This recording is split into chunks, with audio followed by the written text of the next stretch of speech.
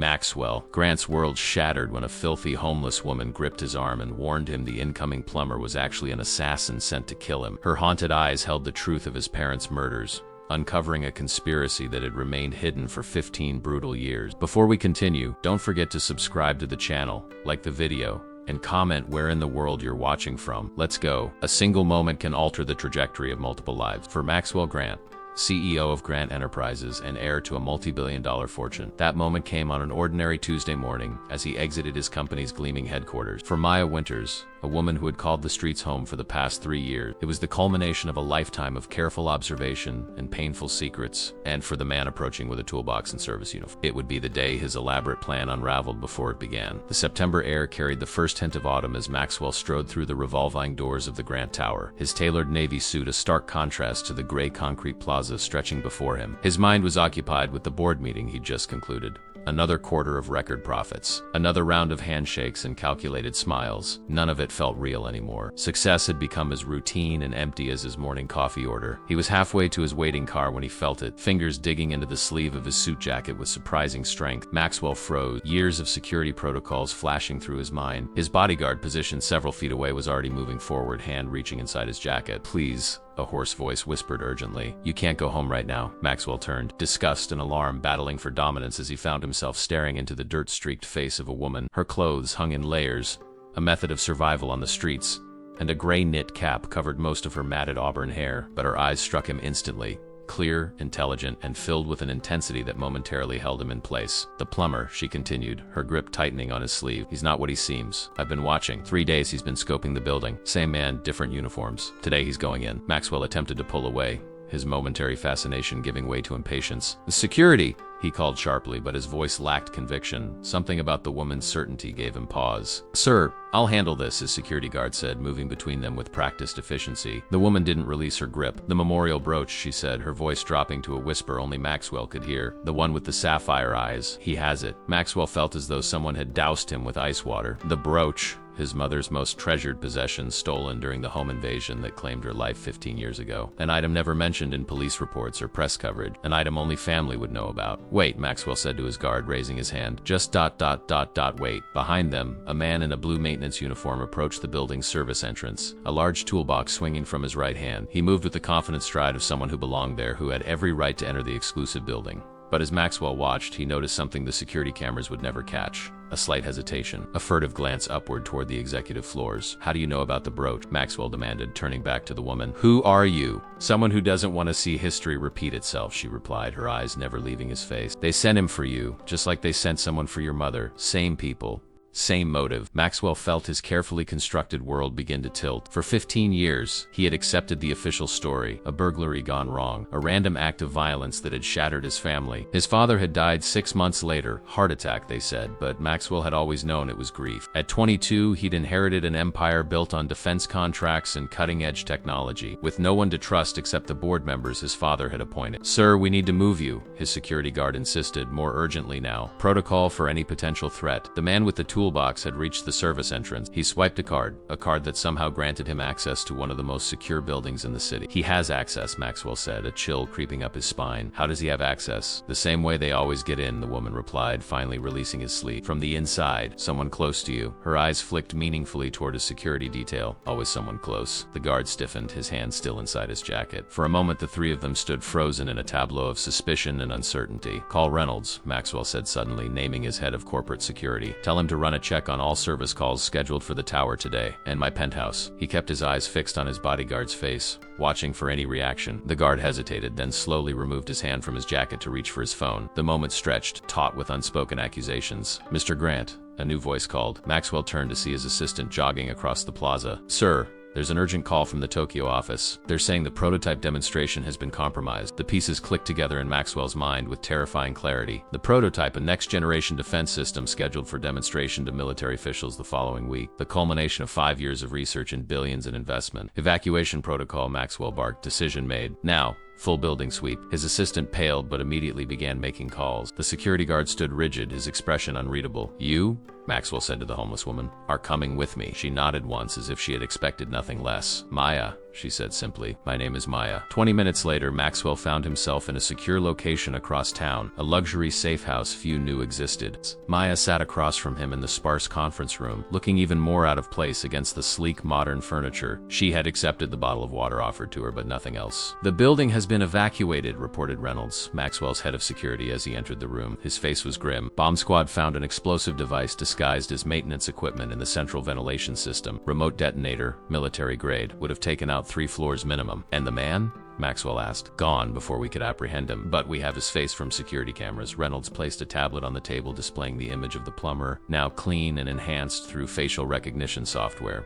Ivan Korlov, Reynolds continued, former Russian special forces, suspected ties to several high-profile assassinations. "We're coordinating with federal authorities now." Maxwell nodded, then fixed his gaze on Maya. "Now you're going to tell me exactly who you are and how you knew about this, and about my mother's brooch." Maya took a slow sip of water, her hands steadier than they had been on the street. When she spoke, her voice had lost some of its rasp. 15 years ago, I was Alexandra Cole, personal assistant to your mother, Caroline Grant. The name hit Maxwell like a physical blow. Alexandra Cole had been investigated as a possible accomplice in his mother's murder. She had disappeared the night of the killing, never to be found. "That's impossible," Maxwell said, though even as the words left his mouth, he was searching her face for traces of the young woman he vaguely remembered from his childhood home. "Alexandra Cole is presumed dead." "That was the intention," Maya replied. "To everyone except the people who matter. The ones who've been watching me, making sure I never resurfaced with what I know." "And what exactly do you know?" Maxwell demanded, his patience wearing thin. "I know that your mother wasn't killed by a random burglar. She was targeted because she discovered something in your father's files. Evidence of illegal weapons, sales to sanctioned countries laundered through shell companies, evidence that implicated half the board at Grant Enterprise." Maxwell felt the blood drain from his face. "My father would never." "Your father didn't know," Maya cut in. "That was what your mother discovered. The operations were being run without his knowledge, using his security clearances. When she confronted the board chairman, Vincent Price, he arranged the hit, made it look like a robbery gone wrong." "Vincent Price," Maxwell repeated, the name of his godfather and most trusted advisor hanging in the air between them. The man who had guided him after his parents' deaths, who had helped him take control of the company, who had become like a second father. "He's been waiting for the right moment to eliminate you too," Maya continued, her eyes never leaving his face. "The prototype demonstration was going to be his cover. An accident during testing. Tragic, but not suspicious. Until I saw Korlov casing the building and recognized him from 15 years ago." "Why now?" Maxwell asked, struggling to process the magnitude of the betrayal. "Why come forward after all this time?" Maya's expression hardened. "Because I'm tired of carrying this alone. Because I've watched you from the shadows for 15 years, making sure you stayed alive while I gathered evidence. And because Vincent made a mistake, he got careless and used the same assassin. I've been tracking Korlov for years, waiting for him to lead me back to Vincent. If what you're saying is true, where's your evidence?" Reynolds interrupted, skepticism evident in his voice. Maya's lips curved into something resembling a smile for the first time. "In a safety deposit box at First National. The key is sewn into the lining of my coat, along with your mother's sapphire brooch. I took it from her body that night, knowing they would come back for it. It contains a microchip with the original files she discovered." Maxwell stood abruptly, the weight of 15 years of half-truths and carefully constructed narratives crashing down around him. "Reynolds, I want Vincent Price under surveillance immediately. No contact, no warnings. And get a team to First National Bank." Maya watched him with those unnervingly clear eyes. "There's more," she said quietly. "Much more. Your father's death wasn't a heart attack. The company's military contracts in Southeast Asia aren't what you think they are. And Vincent isn't working alone." Outside the floor-to-ceiling windows of the safe house, the city continued its endless rhythm, oblivious to the seismic shift occurring in Maxwell Grant's understanding of his life and legacy. A homeless woman had just dismantled 15 years of careful deception with a few sentences and the mention of a sapphire brooch. And somewhere in that sprawling metropolis, Vincent Price was about to discover that his carefully laid plans had been derailed by the ghost of Alexandra Cole, a woman he had presumed dead, but who had been hiding in plain sight, waiting for the perfect moment to emerge from the shadows and reclaim the truth. The security team at First National Bank regarded Maya with barely concealed suspicion as she stood in the private viewing room, still wearing her layers of tattered clothing. Maxwell had insisted on bringing her exactly as she was. No shower, no change of clothes. On the off chance that Vincent Price had eyes at the bank, the element of surprise remained their only advantage. "Ms. Winners," the bank manager said, struggling to maintain his professional demeanor. "The safety deposit box has been retrieved as requested." Maya nodded, her fingers working at the inner lining of her coat with practiced precision. After a moment, she extracted a small key, so worn its brass surface had dulled to a matte finish from years of body heat and constant contact. "I'd like to speak with Grant alone," she said, her tone leaving no room for negotiation. Reynolds, standing at Maxwell's side, shook his head. "Absolutely not. Security protocol." "It's fine, Reynolds." Maxwell interrupted, his eyes never leaving Maya's face. Wait outside. When the door closed behind his security chief, Maxwell allowed his careful composure to slip. 15 years, he said, his voice barely above a whisper. You've been living on the streets for 15 years to protect this information? Maya's hand hovered over the safety deposit box. Not the entire time. The first few years I had a new identity, a job in another state, but they found me. Her eyes clouded with memories. 3 attempts in 2 years. After the third, I realized my mistake. I was still living like someone who could be found. Tax records, credit cards, rental agreements, paper trails. So you disappeared completely. Homeless people are invisible, Maxwell. No one looks at us. No one remembers our faces. A bitter smile crossed her features. I could sit across from Vincent Price in a restaurant, and he wouldn't see me. The perfect disguise. She unlocked the safety deposit box and removed a small velvet pouch. From it, she withdrew a brooch in the shape of a butterfly. 2 sapphires formed its eyes, catching the light with a brilliant blue fire. Maxwell drew in a sharp breath. My mother wore that every day. She called it her conscience. Maya said softly, turning the brooch over. She said the eyes reminded her to always see the truth, no matter how well hidden. With practiced fingers, Maya pressed the sapphires in a specific sequence. A nearly invisible seam appeared along the butterfly's body. The brooch split open, revealing a tiny compartment containing a micro SD card. Everything is here, Maya explained. Shipping manifests, bank transfers, communications between board members. Your mother downloaded it all the night she was killed. Maxwell accepted the memory card with trembling fingers. Why didn't she go to the authority? She tried. Her contact at the FBI was compromised. That's when she realized how far the corruption. She was preparing to take everything to a journalist when ... single quotes. Maya's voice trailed off. When they sent Korlov, Maxwell finished for her. Maya nodded, closing her eyes briefly against the memory. I was supposed to meet her that night with the car. We were going to disappear together until the story broke, but I was late. Just 10 minutes late. The weight of those 10 minutes hung in the air between them. I found her, Maya continued, her voice hollow. Took the brooch because I knew what it contained, and I ran. Maxwell slipped the memory card into his pocket, his mind racing. We need to get this information analyzed immediately, somewhere secure. He reached for his phone, then hesitated. But I don't know who I can trust. Now you're asking the right questions, Maya replied. Your company has been compromised at the highest levels for decades. Your father's most trusted advisors, your security team, possibly even your personal staff. Trust no one who's been part of your inner circle. Maxwell nodded grimly. I have a contact, someone outside the company. Independent security consultant. If anyone can help us make sense of this data, it's him. As they prepared to leave the bank, Reynolds appeared in the doorway. Sir, we have a situation. Vincent Price is demanding to speak with you. He's saying there's been a security breach at the Tokyo facility and he needs your authorization codes immediately. Maxwell and Maya exchanged glances. He's getting desperate, she murmured, moving up his timetable. Tell him I'm in a meeting and can't be disturbed, Maxwell instructed Reynolds. Say I'll call him back within the hour. When Reynolds left to relay the message, Maxwell turned to Maya. How do we play this? If I confront Vincent directly, he'll know we have nothing concrete yet. Just your word against his. And after 15 years, ... we need leverage, Maya agreed. And there's one person who might be able to give it. Someone who was there the night your mother died. Someone who has been carrying their own guilt all these years.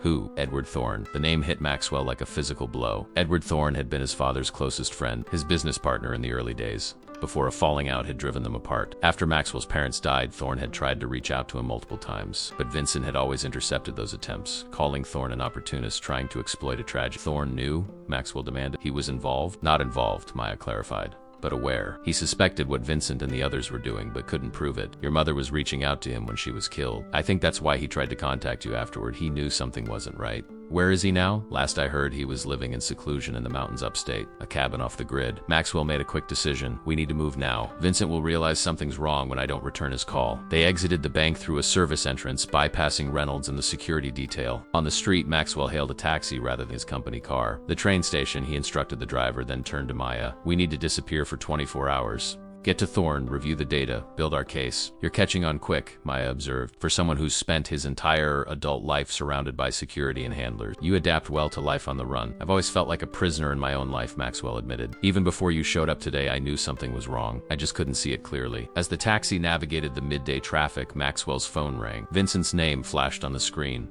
He silenced it and powered down the device. He'll track your phone, Maya warned. Let him, Maxwell replied. It'll stay in this taxi when we get out. A false trail at the train station. They bought tickets with cash to 3 different destinations, a tactic Maya suggested from her years of evasion. They boarded a northbound train, sitting in separate cars as an additional precaution. The plan was simple. Get to a car rental agency in a small town 50 miles north, then drive the rest of the way to Thorne's cabin. But as their train pulled away from the station, Maxwell caught sight of a familiar face on the platform. Ivan Korlov, the plumber from earlier, scanning the windows of each car with cold efficiency. Maxwell slumped in his seat, heart racing. They were already being hunted. In the operations center of Grant Tower, Vincent Price paced before a wall of screens displaying security camera feeds from around the city. His carefully groomed silver hair and bespoke suit projected calm authority, but the tension in his shoulders betrayed his growing anxiety. "You're certain it was her?" he demanded of the analyst seated before him. "Facial recognition is 87% confident," the young man replied.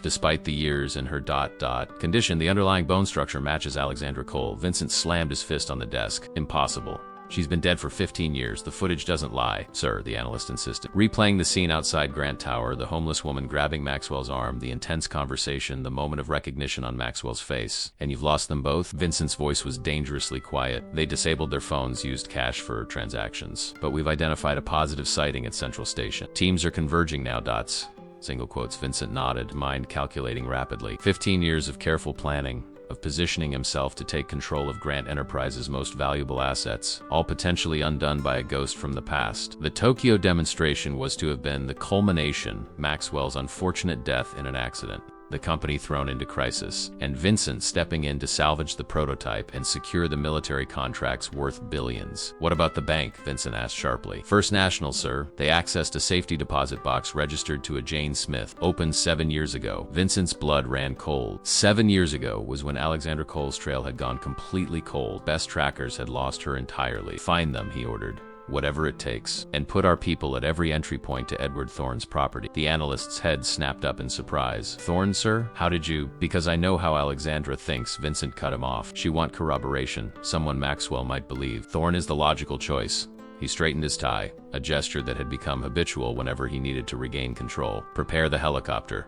I'll handle Thorne myself." As Vincent strode from the operations center, his phone chimed with an incoming message. It was from Korlov. "Target on northbound train, proceeding with intercept." A thin smile crossed Vincent's face. Perhaps this situation could still be salvaged. Alexandra Cole may have survived 15 years ago, but she had made a critical mistake in coming out of hiding. This time he would ensure there were no loose ends. On the train racing north, Maya gazed out the window at the passing landscape, a luxury she rarely allowed herself during her years on the streets. Constant vigilance had become so ingrained that the simple act of watching scenery blur by felt like a dangerous indulgence. Her thoughts turned to Caroline Grant, to the woman who had been not just her employer but her friend, to the night that had changed everything, to the promise she had made to a dying woman to protect her son. "I've kept my word, Caroline," she whispered to the glass. "And now it's time to finish what you started." The train had barely cleared the city limits when Maya's instincts flared to life. Years on the streets had honed her awareness of danger to near supernatural levels. She stood abruptly, abandoning her window seat and moving toward the connecting door between train cars. Through the small window, she could see a figure moving methodically through the adjacent car, checking each passenger with calculated efficiency. Korlov. She ducked out of sight, mind racing. The assassin was 3 cars ahead of Maxwell, working his way backward. The next station was still 20 minutes away.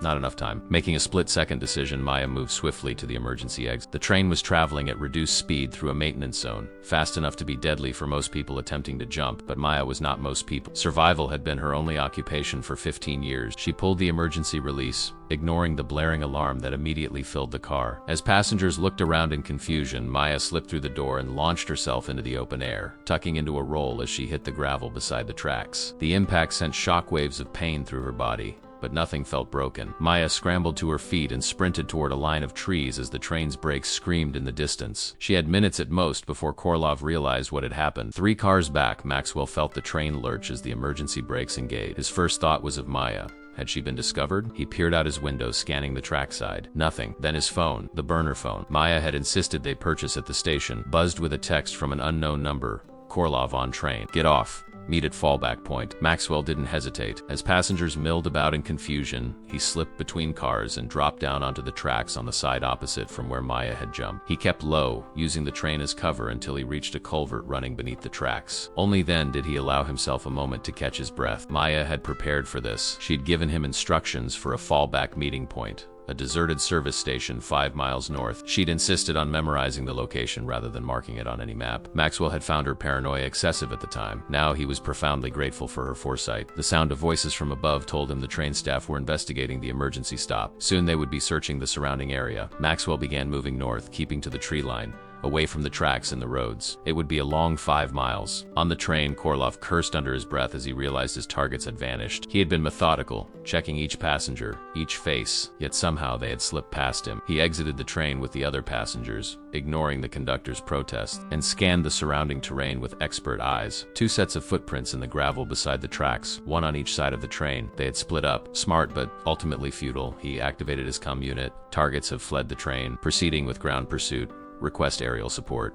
The helicopter was already airborne. Vincent Price sat in the rear cabin, his expression thunderous as he received Korolov's update. He keyed his own comm unit. Deploy the drones. Find them. Within minutes, 3 small surveillance drones were skimming over the treetops, their thermal imaging cameras searching for human heat signatures in the wilderness below. Maya moved with the fluid grace of someone accustomed to remaining unseen. She stayed under the densest parts of the canopy, using streams when possible to mask her thermal signature. 15 years of evasion had taught her every trick, every countermeasure. The distant whine of drones confirmed her suspicions. Vincent was pulling out all the stops. Her thoughts turned to Maxwell. Would he remember her instructions? Would he know to avoid open areas, to use water to break his trail? He was brilliant in boardrooms and laboratories, but this was her world, the world of shadows and survival. As she navigated the difficult terrain, Maya's mind drifted back to the night that had set this all in motion. The night Caroline Grant had discovered the truth about her husband's company. Asterisk. 15 years earlier, asterisk, they're using James's security credentials to authorize the shipments. Caroline explained, her voice tight with controlled fury as she showed Alexandra the documents. Weapons to sanctioned countries through a network of shell company. Millions being skimmed from defense contracts. Alexandra stared at the screen in disbelief. Does Grant know James? No, he's been deliberately kept in the dark. That's why they schedule those board retreats whenever these shipments move. They're making sure he's visible,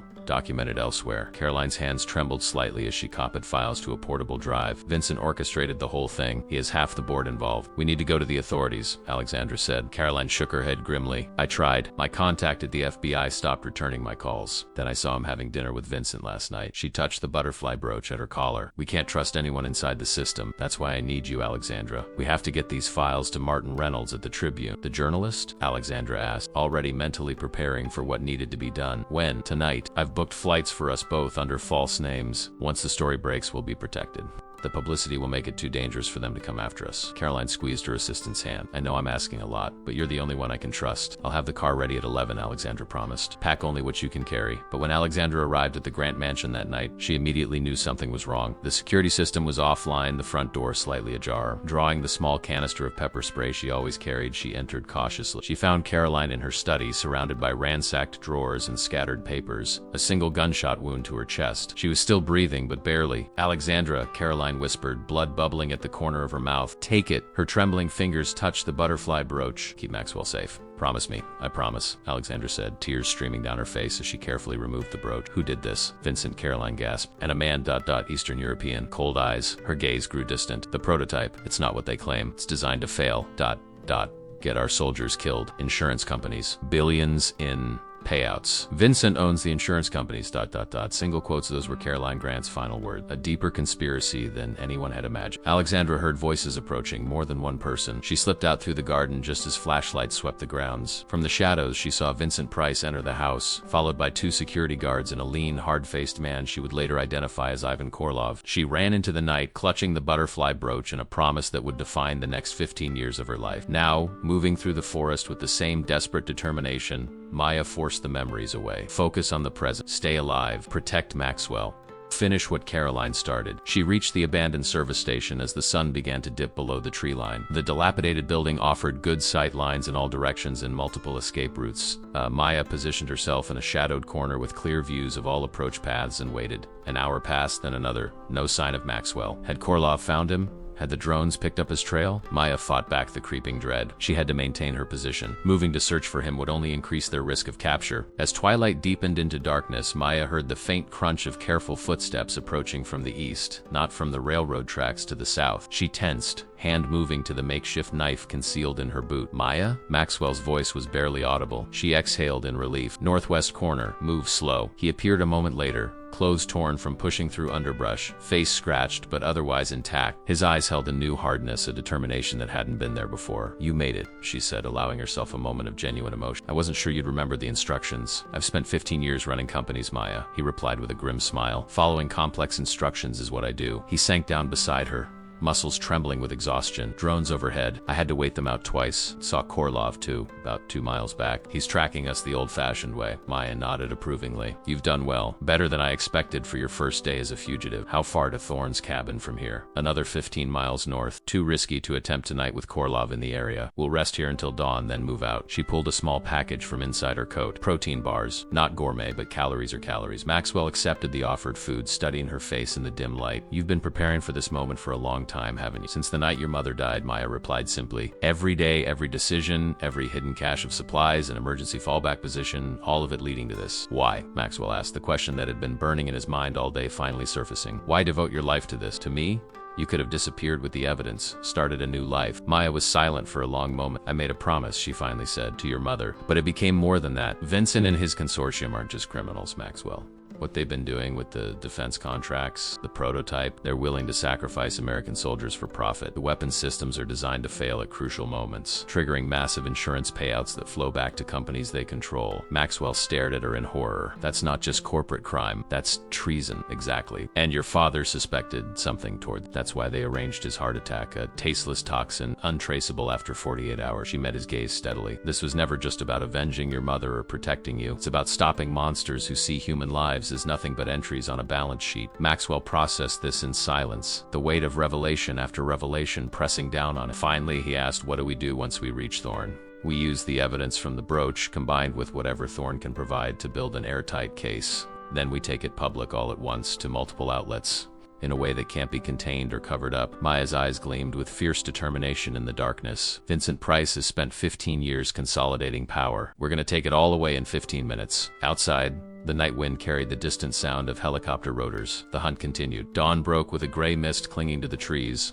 providing natural cover as Maya and Maxwell began their trek northward. They moved in silence, Maya leading with the practiced efficiency of someone who had spent years avoiding detection. Maxwell followed, his corporate polish stripped away by a night spent in an abandoned service station. His once immaculate suit was torn and dirty, his carefully styled hair disheveled. Yet there was something in his bearing that had changed, a new awareness, a sharpening of senses. Vincent's people will have established a perimeter, Maya explained as they paused at a stream to refill water bottles from her hidden cache. Standard search grid. They'll expect us to use roads eventually or seek transportation. So we don't, Maxwell concluded. We stay off-grid the entire way. Maya nodded approvingly. The terrain gets rougher ahead. Are you up for it? A day earlier, Maxwell might have balked at the challenge. His exercise regimen had been limited to carefully monitored sessions with personal trainers in climate-controlled gyms. But something fundamental had shifted inside him. The company he had inherited, the legacy he had protected, all of it built on lies, treachery, and blood. His parents' deaths were not random tragedy but calculated murder. The world as he knew it had collapsed, and from its ruins emerged a singular purpose: justice. Lead on, he replied. They made steady progress through the morning, staying within the tree line but parallel to a winding country road. Maya set a punishing pace, but Maxwell matched it without complaint. During brief rest periods, they reviewed their strategy. Thorne was close to both your parents, Maya explained. He and your father built the company together in the early days, before Vincent came along. According to your mother, Thorne was the engineering genius, your father the business visionary. What happened between them? My father never spoke of him. Vincent happened, Maya said simply. He orchestrated their falling out. Convinced your father that Thorne was trying to sell company secrets to competitors. It was actually Vincent who was doing the selling, but he needed Thorne gone. He was too ethical, asked too many questions. Maxwell absorbed this information. Another piece of his family history rewritten, and Thorne just walked away from a company he helped build, not willingly. Vincent had fabricated evidence against him. Your father, believing his oldest friend had betrayed him, forced Thorne out. It broke both of them. Maya's eyes grew distant. Your mother discovered the truth years later when she started investigating the financial irregularities. She was planning to reconcile them, bring Thorne back. But then ... she was killed, Maxwell finished, a fresh wave of grief washing over. Maya nodded. Thorne tried to reach out to you afterwards, sent letters, made calls, but Vincent intercepted them all. I never knew, Maxwell whispered, the magnitude of Vincent's deception expanding with each revelation. By midday, they had covered nearly 8 miles. The distant sound of helicopter rotors occasionally drifted through the trees, but the search seemed to be concentrated farther south. Maya's strategy of moving perpendicular to the expected escape route was proving effective. As they navigated a particularly steep ravine, Maxwell's foot slipped on loose shale. Maya's hand shot out with surprising speed, catching his arm and steadying him before he could fall. For a moment, they remained frozen in that position, her grip firm, their eyes locked. Thank you, Maxwell said, struck by the strength in her thin frame. Maya released him and turned away. We need to keep moving. But in that brief contact, Maxwell had glimpsed something beneath her hardened exterior. a vulnerability, a humanity that 15 years on the streets hadn't managed to extinguish. He found himself wondering about the woman she had been before all this began, before her life had become defined by a promise made to his dying mother. They resumed their journey in silence, each lost in private thoughts. Maxwell's mind raced with questions about his company, his parents, the life he thought he had understood. Maya remained vigilant, her attention focused on their surroundings, alert for any sign of pursuit. By late afternoon, the landscape began to change. The forest grew denser, the terrain more rugged. They were approaching the foothills of the mountain range where Thorne had made his home. His cabin is just beyond that ridge, Maya said, pointing to a distant tree-covered slope. But we need to be careful. If Vincent has anticipated this move, he'll have people watching. They approached with extreme caution, using the last hour of daylight to observe the area from concealed positions. The cabin itself was barely visible, a small, weathered structure built into the hillside with solar panels on the roof and a single dirt track leading to it. No obvious surveillance, Maxwell noted. No vehicles. That doesn't mean it's clear, Maya warned. Professional watchers wouldn't be so obvious. As darkness fell, they worked their way closer, using the natural contours of the land for cover. When they were within 100 yards of the cabin, Maya froze, her hand raised in warning. Maxwell stopped immediately, straining his senses in the gathering darkness. There, a faint blue glow from within the trees to their right. The light of a phone or tablet screen quickly extinguished, but not before they'd spotted it. One observer, Maya, whispered, "Maybe more. Single quotes." Maxwell nodded, understanding the implications. Vincent had indeed anticipated their move and established surveillance on Thorne's cabin, but the presence of watchers rather than a direct assault team suggested they weren't certain Maxwell and Maya would come here, just hedging their bets. "We need a diversion," Maxwell whispered. Maya considered their options. "I can draw them off. Create a distraction far enough away to give you time to reach the cabin and warn Thorne." Maxwell shook his head emphatically. "No, we stay together. This isn't a boardroom negotiation, Maxwell," Maya hissed. "This is survival. Logic, not emotion." "It's not emotion. It's strategy," he countered. "We don't know how many watchers there are. Splitting up leaves us both vulnerable. Together we have a better chance." Maya studied his face in the dim light, surprised by his resolve. After a tense moment, she nodded. "Then we create a diversion without separating." From her seemingly bottomless coat pockets, she produced a small device the size of a matchbox, miniature signal jammer. "It'll disrupt their communications for about 3 minutes, not long, but enough to cause confusion." Maxwell raised an eyebrow, impressed. "You came prepared." "I've had 15 years to prepare," she replied simply. Using small stones gathered from the ground, they created a basic distraction, tossing them far to the east, away from the cabin. When the watchers' attention shifted toward the noise, Maya activated the jammer and they sprinted in the opposite direction, circling around to approach the cabin from the west, where the hillside provided cover. They reached the back door of the cabin without detection, but found it locked. Maya produced a set of picks from another hidden pocket and went to work on the lock. "Of course you know how to pick locks," Maxwell murmured, keeping watch. "Essential skill for the modern homeless woman," Maya replied with the ghost of a smile. The lock clicked open, and they slipped inside, closing the door silently behind them. The cabin was dark and still. Maya moved with certainty, navigating the unfamiliar space as if she had memorized its layout. "Thorne?" she called softly. "Edward Thorne?" No response. Maxwell found a light switch and flipped it on, revealing a spartanly furnished main room. A desk covered in papers and electronic components dominated one corner. Bookshelves lined the walls, filled with technical manuals and engineering texts. But there was no sign of Edward Thorne. "He should be here," Maya said, tension evident in her voice. "This is his sanctuary." Maxwell moved to the desk, examining the papers scattered across its surface. Complex schematics, handwritten equations, and what appeared to be design modifications for the very prototype that Vincent had planned to sabotage. He's been working on it, Maxwell realized, on his own, in isolation, trying to fix the flaws Vincent's team built into the system. A sound from outside, the crunch of footsteps on gravel, sent them both diving for cover through a gap in the window blinds. Maxwell could see flashlight beams cutting through the darkness, converging on the cabin. "They know we're here," he whispered. The jammer's time must have expired. Maya was already moving, searching the cabin with increasing urgency. "There has to be something. Thorne wouldn't leave without ... single quotes." She stopped at a particular bookshelf, her fingers tracing the spines of several volumes. With a quick movement, she pulled one book halfway out, The Phoenix Project, a novel about IT, DevOps, and helping your business win, and the entire shelf swung out, revealing a hidden compartment. Inside was a laptop, a hard drive, and a sealed envelope with Maxwell's name handwritten on the front. "He knew we would come," Maxwell breathed. "Or hoped we would," Maya corrected, grabbing the item. "But where is he now?"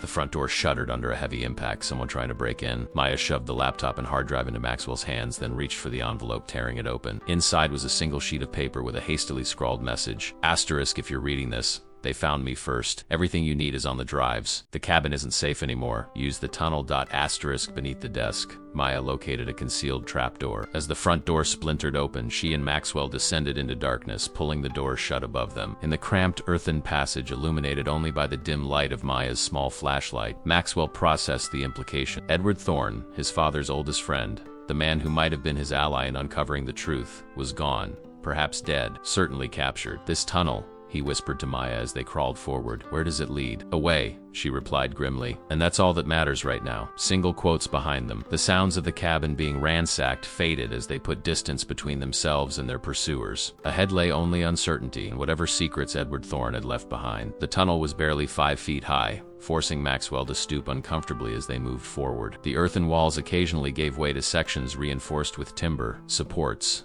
evidence of careful planning and construction. Edward Thorne, it seemed, had anticipated the need for a quick escape route long ago. How far does this extend? Maxwell whispered, his voice tight in the confined space. Can't be certain, Maya replied, leading the way with her small flashlight. But Thorne was thorough. I'd guess it leads to a secure exit point well beyond the cabin perimeter. After 20 minutes of uncomfortable crawling, the tunnel began to slope upward. Finally, they reached what appeared to be a dead end. Maya examined the dirt wall carefully, then pressed against a specific section. A concealed door swung outward, revealing a small cave opening partially obscured by dense undergrowth. They emerged into the night air, the forest silent around them. Stars punctuated the clear sky overhead, providing just enough light to navigate by once their eyes adjusted to the darkness. According to Maya's mental map of the area, they were now on the opposite side of the ridge from Thorne's cabin, perhaps a mile away as the crow flies. We should put more distance between us and the cabin before stopping, Maya advised, already scanning their surroundings for signs of pursuit. Maxwell nodded, clutching Thorne's laptop and hard drive close to his chest. Where to now?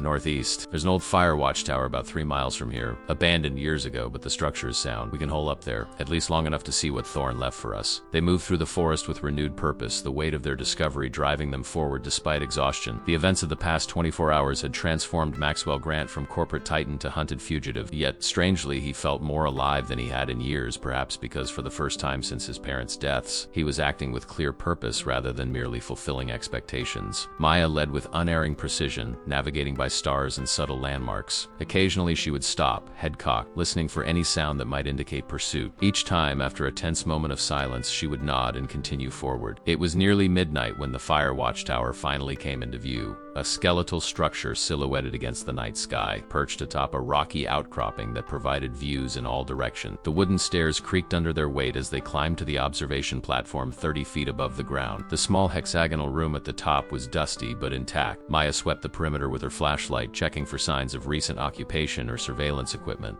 Finding none, she nodded to Maxwell.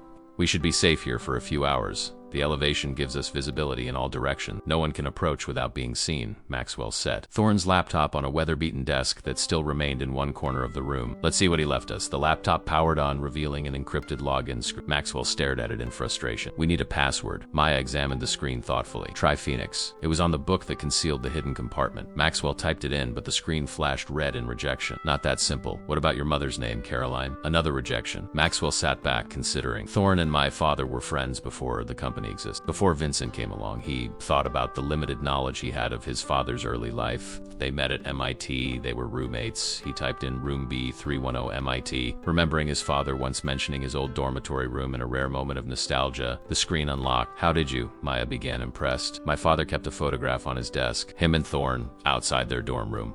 The number was on the door. Maxwell allowed himself a small smile.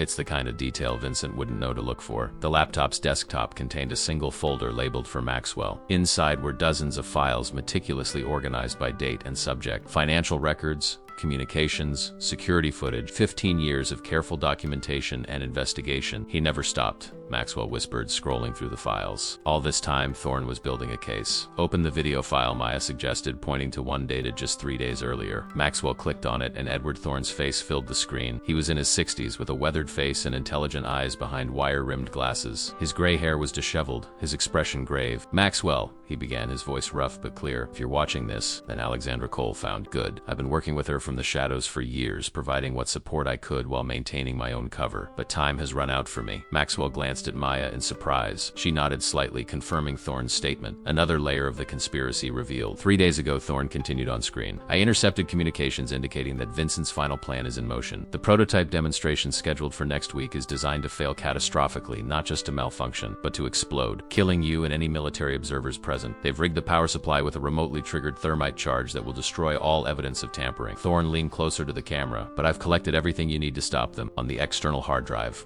you'll find, Complete documentation of Vincent's operation, financial trails leading back to shell companies he controls, modified schematics showing how they've sabotaged the prototype, and recordings of board meetings where they discuss the insurance fraud scheme. He paused, his expression softening. I knew your father, Maxwell. The real James Grant, not the cold, calculating businessman Vincent painted him to be after his death. James was brilliant and ambitious, yes, but also ethical to his core. Vincent poised everything he touched, including our friendship. I should have fought harder when he turned James against me. That failure has haunted me every day since. Thorne's eyes grew distant. I've received information that someone is coming for me tonight. I won't be here when you arrive. Whether I survive depends on how valuable Vincent believes my knowledge to. But know this, I've prepared for this eventuality. The evidence is secure and there are fail-safes in place. He leaned in close to the camera again. There's a final piece you need to understand. The prototype itself was never Vincent's endgame. It's what comes after. Grant Enterprises has been positioned to receive a $30 billion contract for full deployment if the demonstration succeeds, with deliberately flawed systems deployed to American troops worldwide. The resulting insurance claims would generate over $200 billion in payouts to companies Vincent secretly controls. Thorne's face hardened. Thousands of soldiers would die, Maxwell. Vincent and his consortium see them as nothing but a means to trigger insurance clauses. This goes beyond corporate fraud. It's mass murder for profit. The revelation struck Maxwell like a physical blow. The scale of the conspiracy was even larger than they had imagined. There's one more thing, Thorne continued. Vincent isn't operating alone. He has a partner, someone with the political connections needed to ensure the contracts are approved without proper oversight. Find their identity in the encrypted file labeled Kingmaker. The password is Caroline's butterfly. Thorne's eyes filled with emotion. James and Caroline would be proud of you, Maxwell. You have a chance to right a terrible wrong. Trust Alexandra. She's risked everything to keep you alive until this moment. The video ended, leaving Maxwell and Maya in stunned silence. After a moment, Maxwell opened the external hard drive and located the Kingmaker file. He entered the password and the file decrypted to reveal documents, photographs, and financial records, all pointing to one name: Senator Howard Chambers, chairman of the Defense Appropriations Committee. Chambers, Maxwell breathed. He's been photographed with Vincent dozens of times. I've had him to dinner at my home. The perfect accomplice, Maya said. He controls which defense contracts get approved and for how much. With him involved, Vincent could push through flawed designs without proper testing or oversight. Maxwell continued scanning through the files, absorbing the scope of the conspiracy. According to these records, Chambers has received over $50 million through offshore accounts linked to Vincent's shell companies. He's scheduled to attend the prototype demonstration next week. The demonstration that's designed to kill you both, Maya reminded him. Vincent's cleaning house. With you and Chambers eliminated, he controls everything. The company, the contracts, the insurance payouts. No loose ends. Except he doesn't know about this, Maxwell said, gesturing to the laptop and hard drive. Thorne outmaneuvered him. Maya moved to the window, scanning the darkness. Dawn is a few hours away. We need to decide our next move. Maxwell's face hardened with resolve. We take this evidence to the media. All of it. But first, we need to secure the prototype. If Vincent realizes we're closing in, he'll accelerate his timeline, potentially triggering the explosion early. The prototype is at the company's secure testing facility upstate, Maya said. Heavily guarded, restricted access. I still have biometric clearance, Maxwell pointed out. If we can get inside, I can secure the prototype and disable the thermite charge, Thorne mentioned. Maya considered this. It's risky. Vincent will have heightened security after your disappearance. We don't have a choice, Maxwell insisted. We can't go public until we've neutralized the immediate threat. Too many lives are at stake. Maya studied him for a long moment, then nodded. Then we move at first light. The testing facility is about 20 miles northeast of here. If we push hard, we can reach it by nightfall. As the first hints of dawn began to lighten the eastern sky, they prepared to move out, their unlikely partnership now cemented by a shared mission. Maxwell Grant, the billionaire whose life had been built on carefully constructed lies, and Alexandra Cole, the woman who had sacrificed everything to expose the truth. Together they represented Vincent Price's worst nightmare, the past he thought he had buried, risen to confront him. They moved through the dense forest as dawn filtered through the canopy, casting dappled shadows on the forest floor. Maxwell had abandoned his suit jacket, his white shirt now stained with dirt and sweat, tie long discarded. He looked nothing like the Fortune 500 CEO whose face regularly appeared on business magazines. Maya led with quiet confidence, her years on the streets evident in the way she navigated the wilderness. Efficient, alert, wasting no energy on unnecessary movements. We need to find transportation, Maxwell said as they paused at a small stream to refill their water bottles. 20 miles is a long way to cover on foot, especially with Vincent's people still searching the area. Maya nodded. There's a small town about 3 miles east. We might find something there. Maxwell raised an eyebrow. You know the location of every town in the area? I memorized topographical maps of the entire region years ago, she replied matter-of-factly. Part of my contingency planning. For 15 years, Maxwell said quietly, your entire existence has been defined by this mission. Maya's eyes met his, and yours has been defined by lies. We've both been living half-lives, Maxwell. The observation struck him with unexpected force. He'd built his identity around continuing his father's legacy, preserving and expanding Grant Enterprises, but that legacy was tainted. The company's success built on corruption he hadn't recognized. Maya had sacrificed her identity to expose that corruption. Which of them had paid the higher price? They reached the outskirts of the small town shortly before noon. It was barely more than a crossroads, a gas station, a diner, a small grocery store, and a smattering of houses. Maya instructed Maxwell to wait in the trees while she conducted reconnaissance. 20 minutes later, she returned. There's a garage at the edge of town. They have several vehicles waiting for repair, keys likely inside the office. You're suggesting we steal a car, Maxwell stated, not as a question but as a realization. I'm suggesting we borrow transportation to prevent mass murder, Maya corrected. Given what's at stake, I think the moral calculus is clear. Maxwell couldn't argue with her logic. How do we approach this? Maya studied him thoughtfully. Your face is well known, but not in the way you might think. People recognize Maxwell Grant in bespoke suits with perfect hair in controlled environments, boardrooms, charity galas, television interviews like this. ... She gestured to his disheveled appearance. You're just another man having a rough time, so we walk right in? No, we create a diversion. Maya reached into her coat and extracted a small roll of cash. Emergency fund. Never touched it before now. Maxwell was continually surprised by her preparation. What's the plan? You'll create a distraction at the diner while I secure transportation. Meet me a quarter mile north of town in 30 minutes. Before Maxwell could object to splitting up, Maya handed him $40. Order food. You need the calories anyway. Pay with this. Keep your head down, but don't act suspicious. Just be unremarkable. With that, she turned and disappeared back into the trees, circling around toward the garage at the town's edge. Maxwell watched her go, then steeled himself and walked toward the diner, consciously adjusting his posture to appear less commanding, more defeated. Just another drifter passing through. The diner was nearly empty. An elderly couple in one booth, a trucker at the counter. The waitress barely looked at Maxwell as he took a seat in the corner booth, his back to the wall, facing the door as Maya had instructed.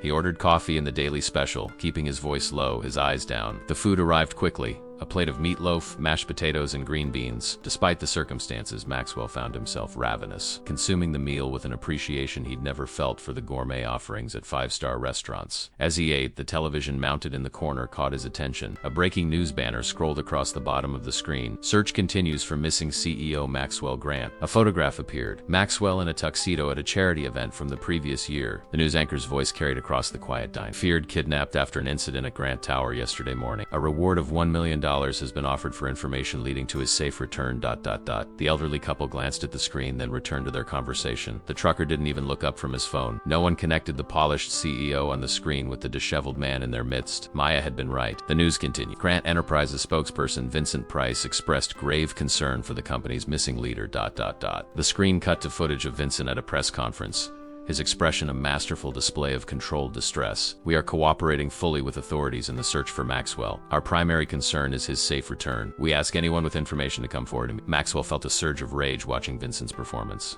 The man was a sociopath, manipulating public sympathy even as he orchestrated Maxwell's assassination. Vincent had likely fabricated the kidnapping narrative to explain Maxwell's sudden disappearance, and to position himself as the concerned colleague rather than the architect of his demise. Maxwell finished his meal, paid with Maya's cash, and left the diner without incident. He made his way north as instructed, staying close to the tree line. 25 minutes after they'd separated, he heard the quiet purr of an engine. A weathered blue pickup truck pulled alongside him, Maya at the wheel. "Get in," she said, keeping the engine running. "Anyone follow you?" "No," Maxwell replied, climbing into the passenger seat. "But I was on the news. Vincent's telling the world I'd been kidnapped." "Standard playbook," Maya nodded, putting the truck in gear. "Establishes his alibi and explains your absence without raising suspicions about his own involvement." They drove north on back roads, avoiding main highways where surveillance cameras might catch their license plate. Maya drove with practiced skill, maintaining exact speed limits, giving no cause for attention. "Where did you learn to drive?" Maxwell asked after several miles of silence. "Before," Maya said simply, "I was your mother's personal assistant, remember? I drove her everywhere." Maxwell studied her profile. It was difficult to reconcile the composed woman beside him with the disheveled figure who had grabbed his arm outside Grant Tower. The layers of grime and practiced mannerisms of homelessness had been a disguise so effective that even Vincent's security team had overlooked her for years. "What was she like?" he asked suddenly. "My mother, not just as your employer but as a person." Maya's expression softened slightly. Brilliant, compassionate, determined. She could hold her own in a room full of executives who underestimated her, then turn around and remember the birthday of every member of the household staff. She paused. "She talked about you all the time, was so proud of your intelligence, your kindness." Maxwell felt a lump form in his throat. After his mother's death, Vincent had gradually reshaped the narrative of who Caroline Grant had been, subtly emphasizing her social status, her role as James Grant's elegant wife, while minimizing her intellect and conviction. Another manipulation designed to conceal her discovery of the conspiracy. Vincent has had 15 years to build his version of reality,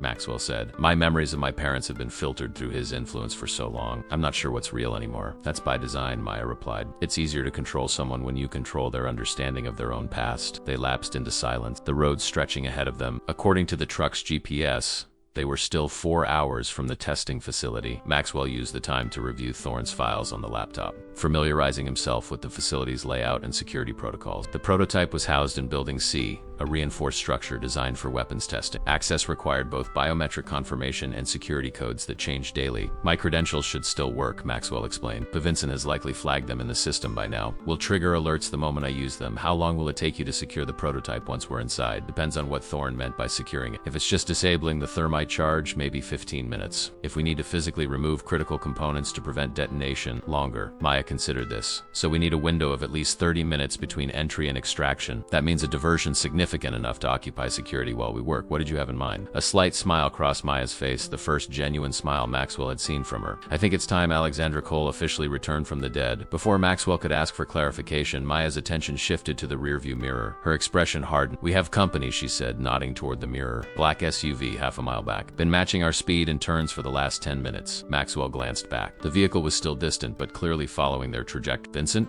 Possibly, or local law enforcement responding to a stolen vehicle report. Maya's hands tightened on the steering wheel. Either way, we can't lead them to the facility. She abruptly turned onto a narrow side road, accelerating through the densely forested area. The SUV followed, closing the distance. Maya's driving became more aggressive, taking corners with precision born of desperate necessity. There's a railroad crossing 2 miles ahead, she said, her voice tight with concentration. It's freight train scheduled to pass through in 7 minutes. How could you possibly know that?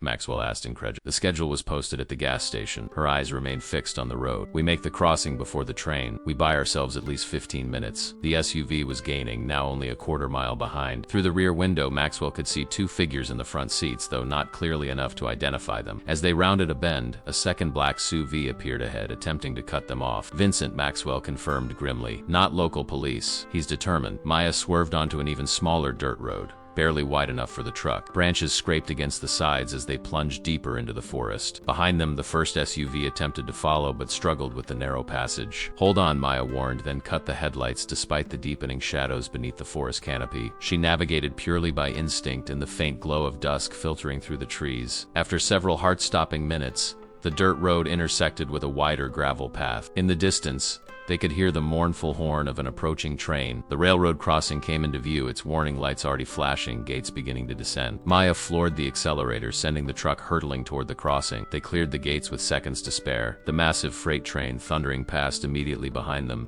cutting off pursuit. That won't hold them for long, Maya said, already turning onto yet another side road. But it gives us options. As night fell, they abandoned the truck in a dense thicket, continuing on foot through the forest. According to Maya's calculations, they were now 12 miles from the testing facility. They would approach under cover of darkness, using the heavily wooded terrain to avoid detection. We'll reach the facility perimeter by midnight, Maya said as they moved steadily through the trees. And then Alexandra Cole makes her grand reappearance.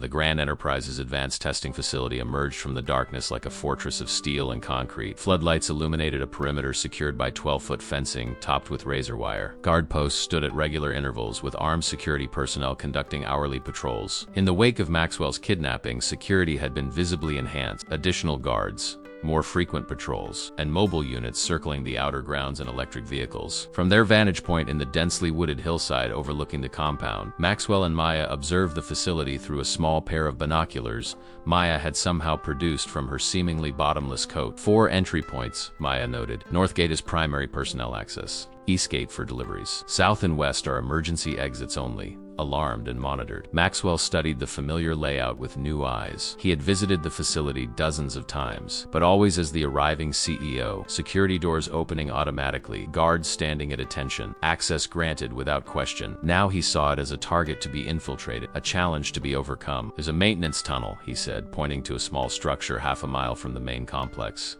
Runs beneath the facility for access to electrical and plumbing systems. Limited security, but requires biometric access. Your biometrics, Maya clarified. Maxwell nodded. Designed as an emergency exit for executives in case of attack or catastrophic failure. Ironic that we'll be using it for infiltration. Maya returned the binoculars to her coat.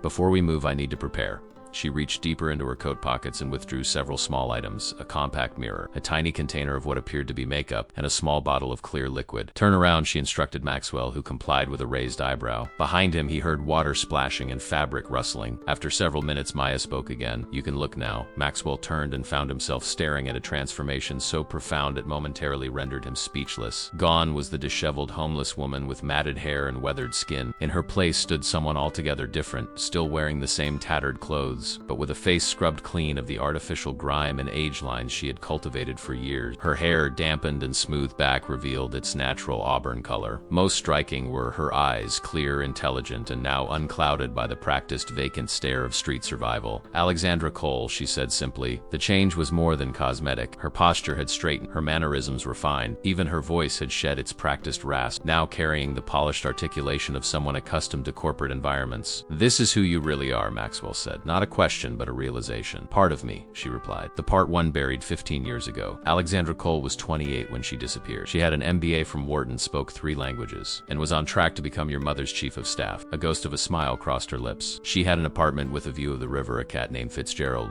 and a standing reservation at Bellini's every Friday night. Maxwell tried to reconcile this glimpse of her former life with the woman he'd come to know, the street survivor who could pick locks, navigate wilderness, and evade professional killers. "You didn't just hide," he observed. "You became someone else entirely." "It was the only way to survive," Alexandra replied. "Maya is as real as Alexandra, just adapted for different circumstances." She extracted a small phone from another hidden pocket, not a smartphone, but an older model, difficult to track. "Time to announce my resurrection." Alexandra dialed a number from memory. After 3 rings, someone answered. "Channel 9 News," a voice said. "This is Alexandra Cole," she stated clearly. "Personal assistant to Caroline Grant, presumed dead for 15 years. I'm alive, and I have evidence that Vincent Price murdered Caroline Grant and is planning to sabotage a military prototype that will kill American soldiers. I'll be at the Grant Enterprises testing facility in 1 hour with proof." She disconnected before the stunned news producer could respond. "Burner phone," she explained to Maxwell. "Untraceable, but they'll take it seriously enough to send some. News vans approaching will distract security and create confusion we can exploit." Maxwell nodded, impressed by the strategy. "While they're focusing on a potential security breach at the main gate, we use the maintenance tunnel." "Exactly." Vincent will be scrambling to respond on multiple fronts: the news that Alexandra Cole is alive, the threat of public exposure, and the physical security of the facility. They began their approach, moving carefully through the darkness toward the maintenance tunnel entrance. As they drew closer, Maxwell's thoughts raced. The plan was sound, but relied on perfect timing. Too early, and security might still be concentrated on the perimeter. Too late, and Vincent might manage to lock down the entire facility. "Once we're inside," Maxwell said, "we head directly to Building C, Sublevel 3. That's where the prototype is housed. And Vincent's contingency plan, if he realizes we've penetrated the facility, he'll have 2 options. Trigger the thermite charge remotely, destroying the prototype and any evidence of tampering or Alexandra prompted, or evacuate the prototype. There's a transport helicopter on standby for emergency relocation. If he can move it to another secure location, he preserves both the evidence and his plan." Alexandra absorbed this information. "Then we need to disable both possibilities, the thermite charge and the helicopter." They reached the maintenance tunnel entrance, an unassuming concrete structure resembling a drainage access point. A sophisticated biometric scanner was built into what appeared to be a simple maintenance panel. "Moment of truth," Maxwell murmured, placing his hand against the scanner. For a tense moment, nothing happened. Then a green light flashed,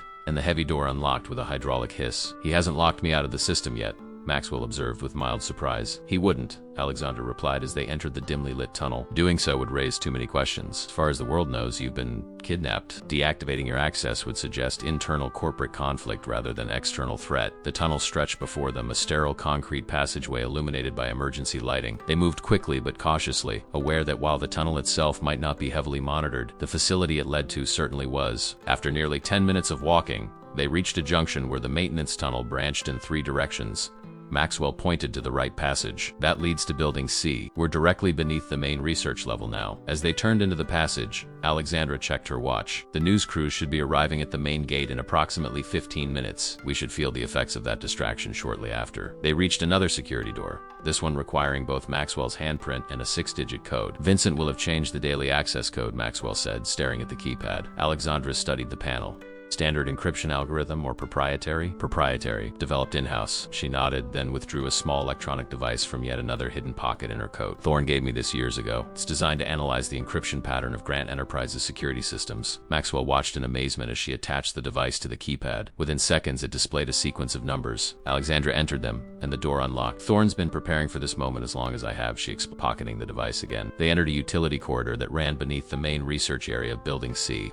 The distant sound of activity above them indicated the facility was still fully operational despite the late hour. The prototype will be in the main testing chamber, Maxwell said, 2 levels up from here. There's a service elevator at the end of this corridor that should take us directly to the sub-level below it. As they approached the elevator, a sudden alarm blared throughout the facility. Red warning lights began to flash in the corridor. Perimeter breach, Alexandra surmised. Right on schedule. The news vans must have arrived. They entered the service elevator, Maxwell using his credentials once again to activate it. As the elevator ascended, he turned to Alexandra. Once we reach the testing chamber, I'll need time to examine the prototype and locate the thermite charge. According to Thorne's information, it's integrated into the power supply house. Removing it without triggering it will be delicate work. How long? 10 minutes minimum. Possibly more if they've modified the design since Thorne obtained his information. Alexandra nodded, checking the small firearm she had retrieved from another hidden pocket. Maxwell raised an eyebrow at the weapon's appearance. I save it for emergencies, she explained. 15 years on the streets, I've only used it twice, both times to escape Vincent's hunters. The elevator stopped at Sublevel 2, 1 floor below their destination. Alexandra frowned.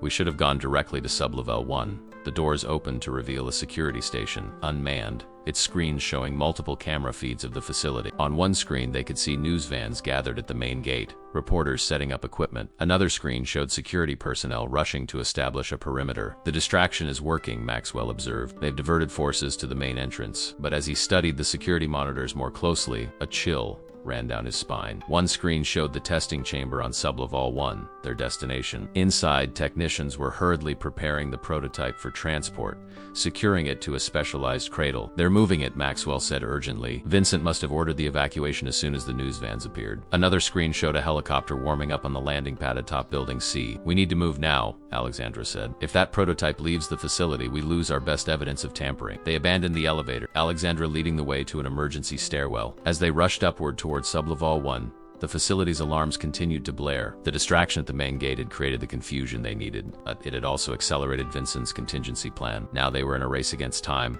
with the lives of countless soldiers hanging in the balance. The stairwell echoed with the sound of their rapid footsteps as they ascended toward Sublevel 1. Security cameras mounted in the corners tracked their progress, but Alexandra wasn't concerned about being seen anymore. Visibility was now part of their strategy, creating chaos, forcing Vincent to react to multiple threats simultaneously. Security response time to the testing chamber? She asked as they climbed. 3 minutes from main security hub. Less if there are already personnel stationed near the prototype, Maxwell replied, his breathing steady despite the exertion. The years of disciplined morning workouts were finally serving a purpose beyond corporate image maintenance. They reached the door to Sublevel 1 through its small, reinforced window. They could see a sterile white corridor leading to the testing chamber. 2 technicians in lab coats were visible, moving equipment on a wheeled cart. Wait, Maxwell whispered, pulling Alexandra back from the window. Those aren't standard technicians, Alexandra gave him a questioning look. The way they're moving, too alert, too aware of their surroundings. Military training, not scientific. Maxwell's voice was low, certain. Vincent has placed his own people on the research team.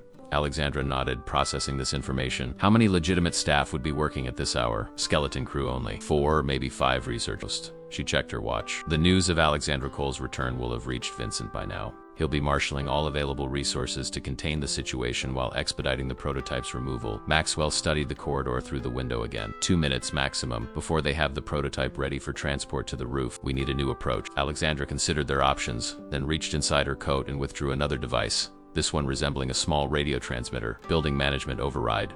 Another gift from Thorne. She activated the device and immediately the facility's lights flickered, then dimmed as emergency power engaged. The door's electronic lock disengaged with a soft click. 30 seconds until backup systems restore full functionality, she explained, tucking the device away. Move. They pushed through the door into the dimly lit corridor. The 2 disguised security personnel were momentarily disoriented by the unexpected power fluctuation. Alexandra moved with startling speed, closing the distance before they could react. 2 precise strikes, techniques honed through years of surviving on the streets, and both men crumpled unconscious to the floor. Maxwell stared at her in astonishment. She shrugged. You learn to protect yourself when you live without shelter. They continued toward the testing chamber, a massive reinforced room visible through windows along the corridor. Inside, the prototype stood on its transport cradle, a sleek, angular device approximately the size of a small car, though far more complex. Its metallic surface gleamed even in the reduced reduced lighting, weapon ports visible along its side. Despite its deadly purpose, it was an impressive feat of engineering. 3 more technicians worked around it, securing it for transport. One was attaching cables to a winch system that would lift the prototype through a ceiling access port directly to the helicopter pad above. "We have maybe 1 minute before they complete preparations," Maxwell noted grimly. Alexandra nodded toward a door marked observation. "Control systems? Yes. We can lock down the testing chamber from there, but we'd still need to physically access the prototype to disable the thermite charge. Then we split up. You take the observation room, I'll deal with the technicians." Before Maxwell could object, Alexandra was moving toward the main testing chamber door, her gun now visible in her hand. Maxwell rushed to the observation room, finding it empty. The staff presumably evacuated when the facility went on alert. The control console was instantly familiar to him. He had observed dozens of tests from this very position. His fingers flew across the keyboard, accessing the administrative protocols. The screens displayed the testing chamber's status, including a live feed of the interior. He could see Alexandra entering, her weapon trained on the surprised technicians who immediately raised their hands. Maxwell located the lockdown controls and activated them. Steel shutters descended over the testing chamber's windows and doors, sealing it completely from the outside. Even the ceiling access port slammed shut, cutting off the escape route to the helicopter. Through the monitor, he watched Alexandra direct the technicians to move against the wall. He keyed the intercom. "This is Maxwell Grant. The facility is now in lockdown. All personnel remain where you are. This is not a drill." The technicians' faces registered shock at the sound of his voice. One of them, a younger man with glasses, immediately looked at the others as if seeking direction. The oldest of the 3, a silver-haired man with a military bearing, subtly shook his head. "Definitely Vincent's people," Maxwell confirmed to himself. He activated the internal door connecting the observation room to the testing chamber and entered, joining Alexandra. "Secure them," he instructed, moving directly to the prototype. Alexandra efficiently used zip ties from her seemingly endless coat pockets to restrain the 3 technicians. "Vincent will have override protocols for the lockdown," she warned. "We have minutes at most." Maxwell was already examining the prototype's exterior, locating an access panel near its power core. He removed the panel, revealing a complex array of circuitry. According to Thorne's information, the thermite charge would be integrated with the main power regulator, designed to appear as a standard component but modified to generate intense heat when triggered remote. "There," he muttered, identifying a suspicious module attached to the power supply. It was well disguised, but subtly different from the original specifications he had memorized from Thorne's files. As Maxwell began the delicate work of disabling the charge, the silver-haired technician spoke. "You're making a mistake, Grant. You don't understand what you're involved in." "I understand perfectly," Maxwell replied without looking up. "Vincent Price murdered my parents and planned to kill me next, all to cover up a scheme that would sacrifice American soldiers for insurance payouts. Is that what she told you?" The man nodded toward Alexandra. "And you believe the word of a mental patient who's been living on the streets for 15 years? Alexandra's expression remained impassive. "Classic misdirection, Colonel Hargrove. Or do you prefer your operational codename, Butcher?" The technician's face registered genuine surprise before his features hardened into a mask of cold calculation. "You've done your homework, Cole, but it won't matter. This facility is crawling with our people. Vincent is already en route. You won't make it out alive." "We don't need to," Maxwell said, continuing his work on the prototype. The news vans at the front gate have already ensured that Alexandra Cole's return from the dead is breaking news across the country. Thorne's evidence is being uploaded to secure servers as we speak, with distribution protocols that will activate if either of us dies. This was a bluff. They hadn't had time to set up such failsafes, but Hargrove's expression suggested it was effective. Alexandra kept her weapon trained on the 3 men. "How many others are involved, Hargrove? How far up does this go?" The colonel maintained a stony silence, but the youngest technician shifted uncomfortably. "You can be a co-conspirator in treason or a cooperative witness," Alexandra told him directly. "Your window for choosing is closing rapidly." The young man swallowed hard. "I just wrote code. They said it was for emergency shutdown protocols. I didn't know about any sabotage." "Shut up, Davis," Hargrove snapped. "How many soldiers would have died?" Alexandra pressed, focusing on the young programmer. Davis looked physically ill. The deployment plan targeted 3 combat zones. Initial estimates were several thousand casualties in the first wave. Maxwell's hands stilled momentarily as he absorbed the scale of the atrocity they were preventing. Then he returned to his work with renewed determination. "I've almost got it," he told Alexandra. The charge is connected to both a timer and a remote trigger. Vincent was leaving nothing to chance. A loud bang against the sealed doors interrupted them, security attempting to breach the lockdown. The sound repeated, more forcefully. "They're using explosive charges," Hargrove said with a cold smile. "Designed for this exact scenario. The doors will hold for 2 more impacts, maybe 3. Maxwell carefully disconnected the final wire on the thermite device and extracted it from the prototype's power core. "Got it." Alexandra nodded toward a small refrigeration unit in the corner of the lab. "Submerge it in coolant, just in case there's a backup trigger." Another impact shook the reinforced doors, a visible dent appearing in the metal. Maxwell placed the thermite charge in a container of supercooled liquid where it hissed and steamed before settling inertly at the bottom. "Now we need to document the tampering, he said, pulling out his phone. Evidence that the prototype was deliberately sabotaged. No time, Alexandra replied, her eyes on the bulging door. We need the central processor. It contains the execution logs and command codes that prove intentional malfunction. Maxwell nodded and returned to the prototype, quickly locating and removing a small but critical component. A specialized data core the size of a deck of cards. This contains everything. The sabotaged code, the trigger parameters. All of it. A third impact against the door created a gap at the edge, through which they could see armed security personnel preparing for another strike. Time to leave, Alexandra said, moving toward a maintenance hatch in the floor. Another emergency exit route. Maxwell had identified from the facility schematics. As Maxwell moved to join her, Hargrove suddenly lunged sideways, crashing into a nearby workstation despite his restraints. His shoulder hit an emergency alarm button, and immediately a new siren began to wail. Radiation containment breach, an automated voice announced over the facility's speakers. Automatic lockdown initiated. All personnel evacuate immediately. Repeat, radiation containment breach detected. Alexandra's eyes widened in understanding. It's a false alarm, but it triggers a facility-wide evacuation protocol that supersedes our localized lockdown, Maxwell finished grimly. The system will automatically unseal all exits to allow personnel to escape. The reinforced doors began to slide open. Through the widening gap, they could see not just security personnel, but Ivan Korlov himself, his cold eyes finding them immediately. Move, Alexandra shouted, firing a single shot toward the opening doors. Not to hit anyone, but to create momentary confusion. She and Maxwell dropped through the maintenance hatch just as the doors fully opened, and Korlov led the security team into the testing chamber. The utility crawlspace below was narrow and dark, but they moved quickly. Maxwell still clutching the crucial processor from the prototype. Behind them, they could hear Korlov ordering his men to follow. Where does this lead? Alexandra asked as they navigated the confined space. Maintenance bay on the east side of the facility, Maxwell replied. But they'll have that covered by. We need to change the narrative again, Alexandra said, a new determination in her voice. Time for Plan B. There's a Plan B? Maxwell asked, genuinely surprised. For the first time since he'd met her, Alexandra Cole smiled fully, a fierce, brilliant expression that transformed her face. There's always a Plan B, Maxwell. And Vincent Price is about to discover why I survived 15 years as his most hunted target. The maintenance tunnels beneath the testing facility formed a labyrinthine network designed for utility access rather than human transit. Maxwell and Alexandra crawled through narrow passages, navigating by memory and necessity as the sounds of pursuit echoed behind them. Your Plan B? Maxwell prompted as they reached a junction where 3 passages converged. Alexandra paused, listening intently to gauge the direction of their pursuers. We need to get to the east loading bay, she said, choosing the rightmost passage. But not to escape, to be captured. Captured? Maxwell repeated incredulously. That's your plan? Not just captured, captured on camera. Alexandra's eyes gleamed with strategic intelligence. The news crews are still at the main gate. Vincent's security is currently keeping them contained there, but they can't prevent satellite uplink broadcasting. We need to make it to the loading bay, which is visible from the media position. Understanding dawned on Maxwell's face. Public exposure. If they take us into custody with the media watching ...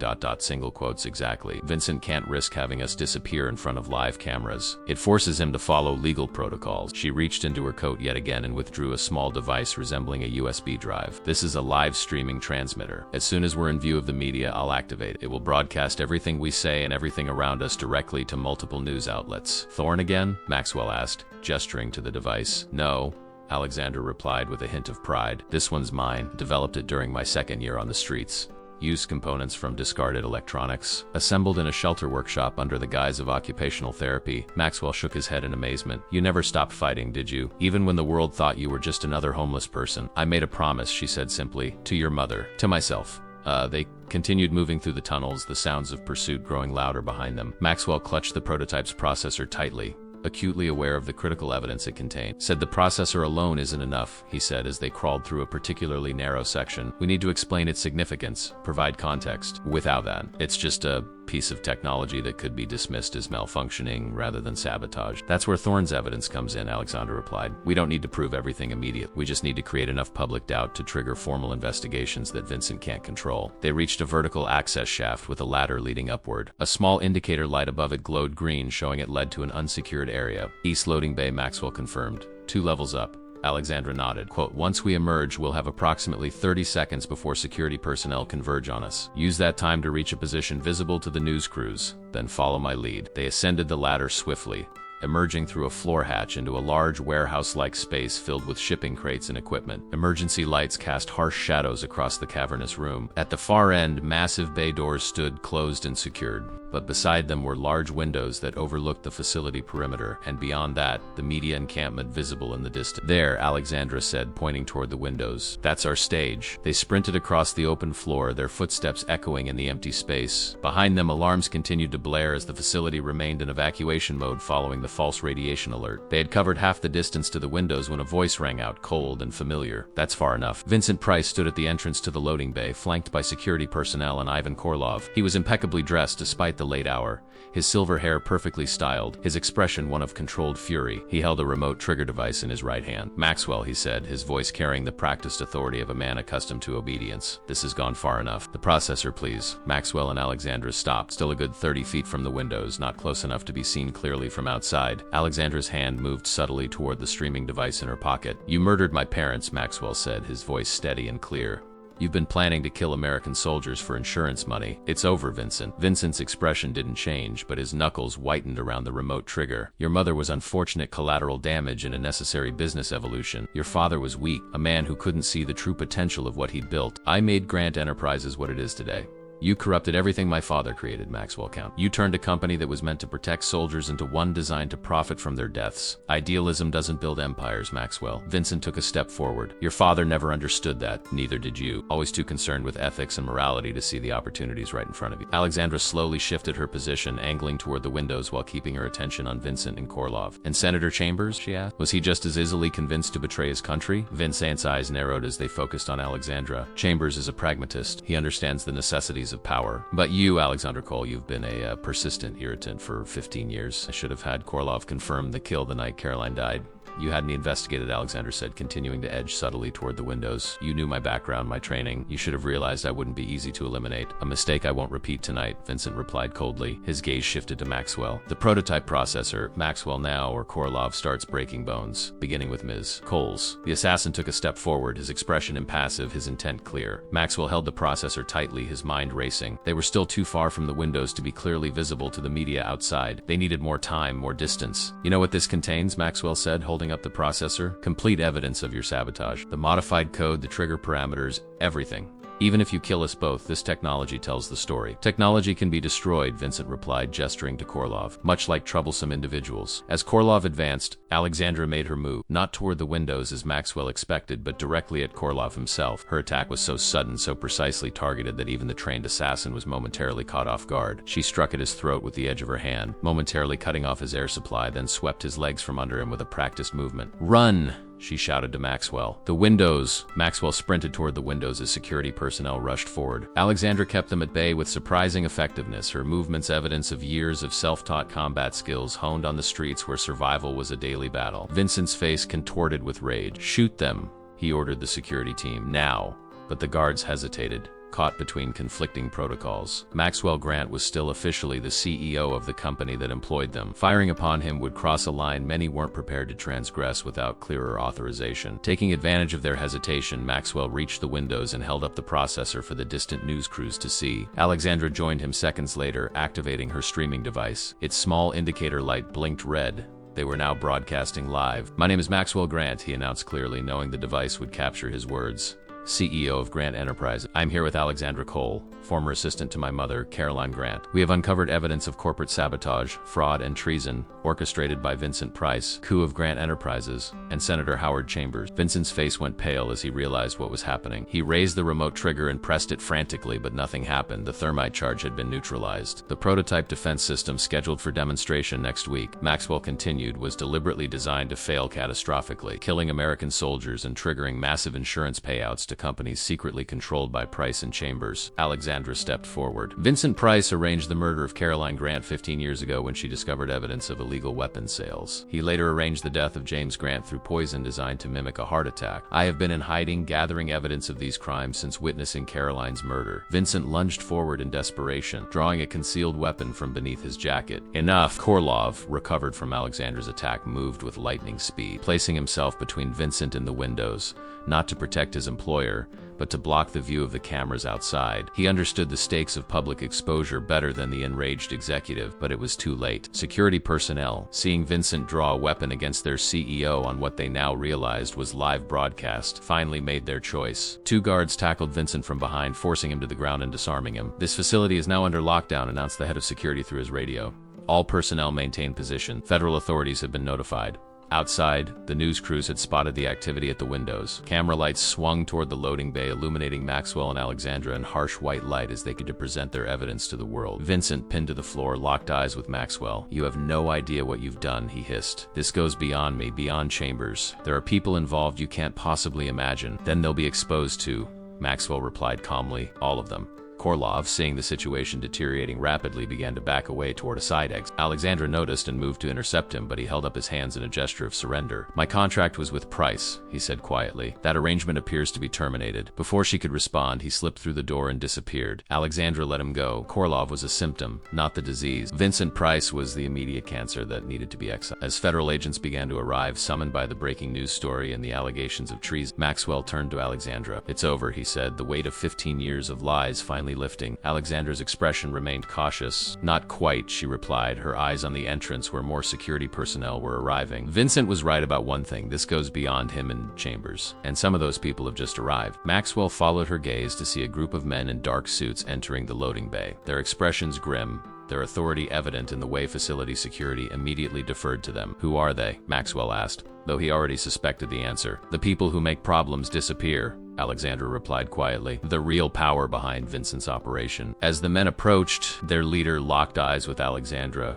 recognition flashing across his face. "Miss Cole," he said with cold formality, "you've been quite difficult to find." "Director Hayward," she replied, her voice steady despite the clear danger. "I wish I could say it's a pleasure." Director Lawrence Hayward of the Defense Intelligence Agency cut an imposing figure as he approached Maxwell and Alexandra. His calculating eyes swept over the scene. Vincent Price subdued on the floor, security personnel in disarray, and the unmistakable red light of Alexandra's broadcasting device indicating their conversation was being transmitted to news outlets nationwide. "This is a matter of national security," Hayward announced, his authoritative voice carrying across the loading bay. "All broadcasting devices must be shut down immediately." "Too late," Alexandra replied, her tone unwavering despite facing the man who had likely authorized her elimination 15 years ago. "The evidence is already being transmitted. Prototype sabotage, corporate fraud, treasonous conspiracy, all of it streaming live to every major network." Hayward's jaw tightened almost imperceptibly. His gaze shifted to the windows where media cameras were now clearly visible, their powerful lenses capturing everything. "You've made a critical miscalculation, Miss Cole," he said, his voice dropping to a dangerous whisper. "This situation is far more complex than you realize." Maxwell stepped forward, positioning himself beside Alexandra. "Is it, Director? Because from where I stand, it seems remarkably straightforward. Vincent Price, in collaboration with Senator Chambers and apparently elements within your agency, engineered a plot to deliberately sacrifice American soldiers for financial gain. My parents discovered this conspiracy and were murdered to protect it." Hayward's expression remained impassive, but his eyes darted briefly to the broadcasting device, then to the windows. He was calculating odds, assessing damage control possibilities. Maxwell recognized the looks, the same cold assessment Vincent made when facing a business crisis. "You're broadcasting allegations that could destabilize critical defense infrastructure," Hayward stated. "I have the authority to seize all evidence and detain both of you under provisions of the National Security Act." "Perhaps you did," Alexandra countered, before Vincent confessed to murder on live broadcast. "Before we revealed the existence of the sabotage prototype. The world is watching now, Director. The old playbook won't work anymore." Federal agents had begun to pour into the facility,